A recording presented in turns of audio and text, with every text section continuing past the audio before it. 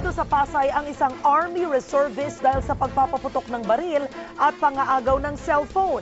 Isa namang dating opisyal ng Philippine Navy inaresto rin dahil naman sa panunutok ng baril. Nagpapatrol Dominic Almelor.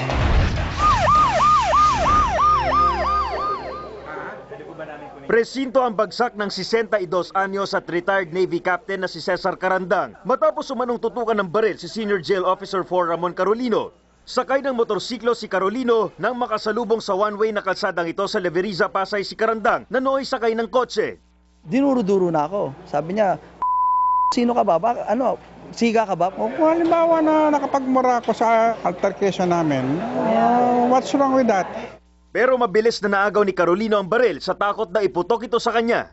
Itinis ko na yung kamay niya. Nagpampambuno kami. Yung pagbuno namin, nabitawan niya yung baril. Nauna siya nagbunot. Nauna siyang tutukan ako. Hindi ito ang unang pagkakataon na nasangkot sa insidente ng pananakot at panunutok ng baril si retired Navy Officer Cesar Carandang. Dahil dito sa Leveriza, marami na rin pala ang nagreklamo laban sa kanya sa parehong mga kaso.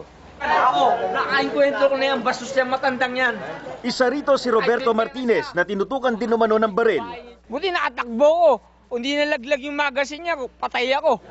Sa Pasay pa rin, timbog din sina Technical Sergeant Romel Comparativo, reservist ng Philippine Army, at ang kainumang si Richard Maratas. Sila ang itinurong nagpaputok ng baril sa grupo ni Regan Bersero sa Merville, Pasay kagabi. Nauna rito, lumapit si Bersero sa dalawa para ibenta ang kanyang cellphone. Pero sa halip na bayaran, pinaputukan umano siya ng baril ng mga ito.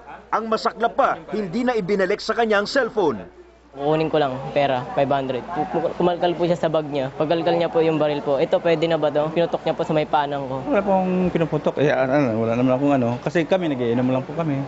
Kung agad na ipinasok sa kulungan sina Comparativo at Maratas, si Carandang ay pinayagan munang wag ikulong dahil may sakit daw sa puso. Bagay na ikinainis ng kanya umanong na biktima. Masakit, nagdadrama lang yun. Dominic Almelor, Patrol ng Pilipino. 10 kumpanya ang maglalaban